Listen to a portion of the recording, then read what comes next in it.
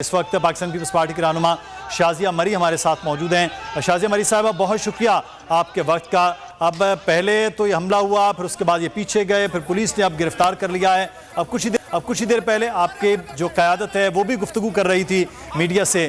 یہ پورا ایک پلان ہوا، یہاں پر حملہ ہوا، تو اب خدا نخواستہ ایسی کوئی سچویشن ہوتی ہے تو کیا پلاننگ اب آپ لوگ کر رہے ہیں کہ سندھ ہاؤس میں آپ لوگ موجود ہیں، کچھ کی فیملیز بھی موجود ہیں یہاں پر؟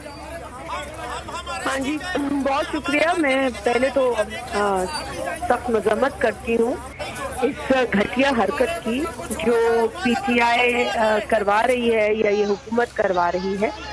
اور مجھے پتا ہے کہ ہمارے ایم پی شرجیل میمن صاحب جو کہ سندھ ہاؤس میں انہوں نے میڈیا سے گفتگو کی، اور اس سے قبل جو وہاں پہ تمام سچویشن ڈیولپ ہوئی جہاں پہ گیٹ کو توڑا گیا، بدماشی کی گئی، غنڈہ گردی کی گئی، بہت ہی قابل افسوس، قابل مذمت یہ سارا عمل ہے۔ اور ہم جمہوری اور آئینی طریقے سے اس ملک کے نااہل نالائق وزیر اعظم کو ہٹانے کی بات کی ہے۔ ہم نے کون سی ایسی بات کی؟ ہم نے کسی کے نہ گھر پہ دھاوا بولا، نہ ہم نے کسی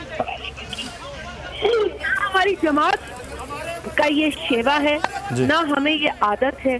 ہم نہ کسی کی پگڑی اچھالتے ہیں، ہم نہ کسی کو بے عزت کرتے ہیں۔ اگر عمران خان کی حکومت اس ملک کے عوام کو ڈیلیور کرنے میں فیل ہوئی ہے، اس ملک میں صرف مہنگائی بڑھی ہے، بے روزگاری بڑھی ہے، غربت بڑھی ہے، بجلی کے بل بڑھے ہیں، گیس کے بل، مالیہ کا بحران ہوا ہے، زراعت کا بحران ہوا ہے، تو یہ عوام عمران خان کو اب حکومت میں نہیں دیکھنا چاہتی۔ کراچی سے لے کر اسلام آباد تک جو عوامی مارچ بلاول بھٹو زرداری صاحب کی سربراہی میں لائی گئی تھی، اس میں نہ کسی کو گالی بکی گئی، نہ کوئی گملا گیا، پرامن احتجاج تھا۔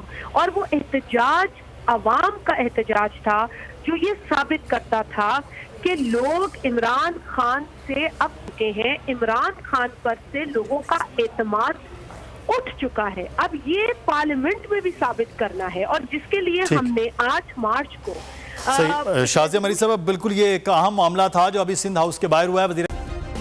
سبسکرائب کریں اور بیل دبائیں تاکہ کوئی خبر رہ نہ جائے۔